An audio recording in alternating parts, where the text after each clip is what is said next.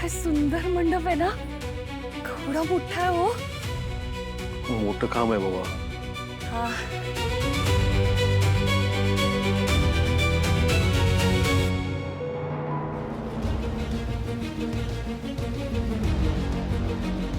कुठं गेली निंगी? मागच्या बाजूला बघतो एकदा. पोरगी की नाही, कामाच्या वेळेला कुठे जाते काय माहित. आता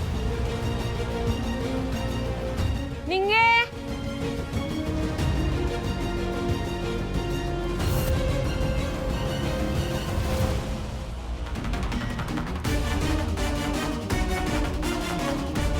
निंगीचा चष्मा कुठं गेली?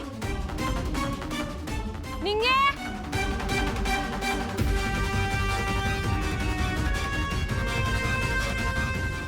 इथे जाऊ. ती जेवणाचं तिकडे असेल ना त्याच्यामध्ये. नमस्कार पमाताई. नमस्कार. नमस्कार. मिस्टर का? हो, सुभाष परब DST मध्ये कंडक्टर आहेत. तुम्हाला बोलली होती ना कमळीचे काका. बरोबर. नमस्कार. नमस्कार सुभाषराव, या स्वागत आहे तुमचं. तुम्ही आणि अन्नपूर्णा मॅडम ना खूप पुण्याचं काम केलं खरंच. आणि एका आई बापासाठी मुलीचं लग्न म्हणजे काय असतं हे आम्हाला चांगलंच माहिती आहे. तुम्ही तर 11 जोडप्यांचं लग्न लावताय.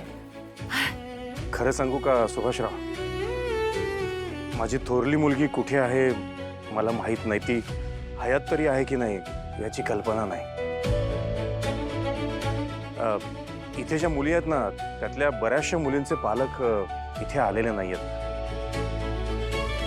तेव्हा त्यांचं कन्यादान करण्याचं काम सुद्धा मीच करणार आहे. कन्यादानासारखं पुण्य नाही हो. तुम्हाला हवं तर तुम्ही ह्यातल्या एका मुलीचं कन्यादान करू शकता. हो, आमचं भाग्यच आहे. आनंदाने करू आम्ही. तेवढंच पुण्य आमच्या पदरात पडेल. नक्कीच. थोड्या वेळातच चिठ्ठ्या काढल्या जातील.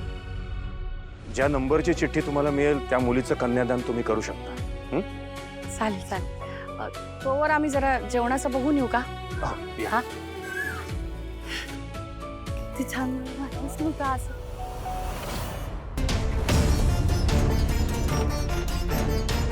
नेमकं गेल्या तरी कुठं निंगी. नाही नाही, 100% काहीतरी घोळ झाला असणार आहे, नाहीतर निंगी अशी गायब होणारच नाही. हाय तुळजाई, निंगीची रक्षा कर ग. तिला जर का काय झालं तर मी कवा स्वतःला माफ करू शकणार नाही.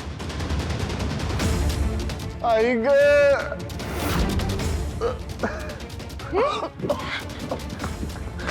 दादा, दादा काय होतंय तुम्हाला? कोण आहे तुम्ही? दादा, दादा बोला की. डोळं उघडा दादा. एक मिनिट. हॅलो ऋषी सर, मी कमी बोलायलोय. इकडे झटदिशी या की जेवणाच्या तिकडं.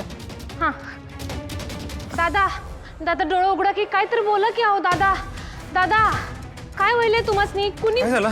हो सर, बघा की कुणीतरी मारलंय यासनी. दादा, दादा काय झालं? कोण आहात तुम्ही? कोणी मारलं तुम्हाला? मी तर बावल्यात बसायला आलो होतो, पण आमच्यातला एक माणूस आला नाही, तर मी एकटाच एका बावल्यात बसणार होतो. पण कुणीतरी मला कोणीतरी मारलं आणि ते लोक बावले घेऊन गेले.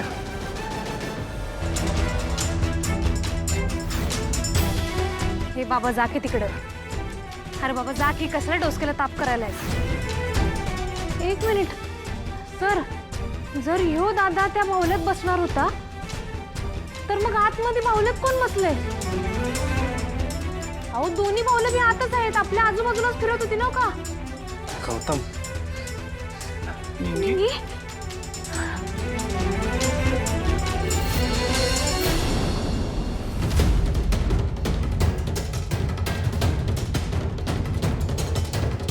अरे इतक्या वेळ इथेच होते, आता कुठे गायब झाले?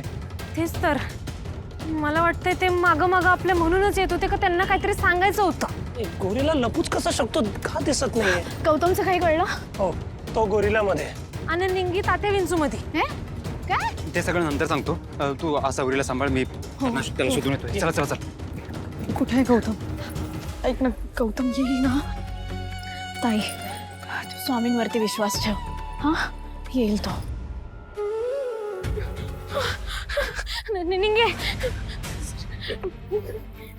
निंगे गौतम, ए, निंगे निंगे, निंगे बरं वाटतंय तुला? हे घेत कसं झालंय? हा गौतम, ठीक आहेस ना? ओकेस? ठीक आहेस? कसं झालं?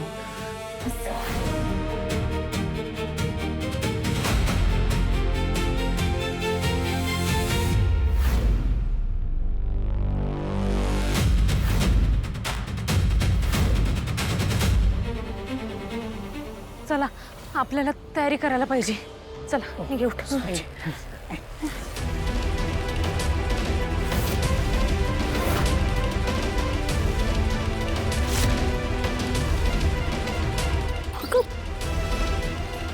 हे सगळ्यांनी घ्या ना डोक्यावरती, छान दिसाल. हे असं सगळ्यांचं आहे का एकत्र होणार आहे? नमस्कार नमस्कार.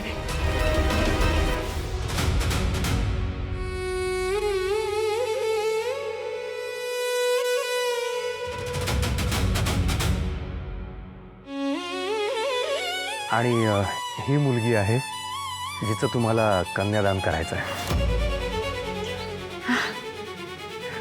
घ्या, बोलून घ्या. आलंच. बाळा बरी आहे ना तू? घाबरली का? घाबरू नकोस हा. अगं आम्हालाही 4 मुली आहेत.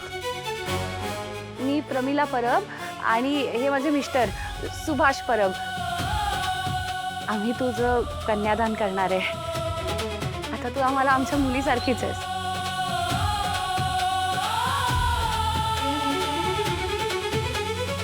प्रत्येक बाप ना या क्षणाची आतुरतेने वाट पाहत असतो. आपल्या लाडक्या लेकीचा हात एका अनोळखी माणसाच्या हातात देताना ना सगळ्यात जास्त रडणारा हा बापच असतो. आणि जगातला सगळ्यात सुखी माणूस होता तोच असतो. आओ आमच्या मोठ्या मुलीचं लग्न ठरलंय ना. आशू एकदम गुणाची आहे. कधी काही तक्रार नाही, कधी हट्ट नाही. खरंच आम्ही ना खूप भाग्यवान आहोत की आम्हाला अशी मुलगी मिळाली. बाळ एक बोलू? माझ्या मनाला काय हे पटलं नाही ग. तुझे आई बाबा असतील ना, मग त्यांना न सांगताच तू इथे आलीयस लग्न करायला? नाही म्हणजे मला काय एवढं पटलेलं नाहीये.